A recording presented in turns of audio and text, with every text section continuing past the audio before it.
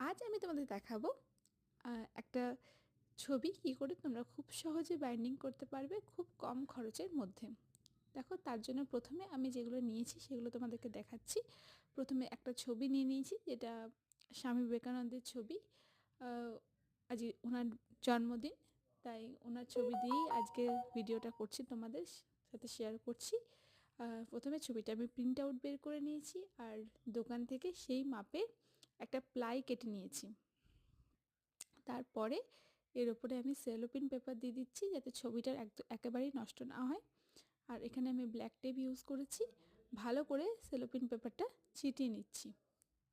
ভালো করে চেটানো হয়ে গেলে সাইডগুলো যাতে ভালোভাবে দেখতে লাগে আর যাতে বোঝা না যায়, তার জন্য আমি এখানে সাইডেও ব্ল্যাক টেপ ইউজ করেছি। ব্যাস, আমার রেডি। কেমন হয়েছে বলো তো? ভালো লাগলে লাইক, শেয়ার, সাবস্ক্রাইব।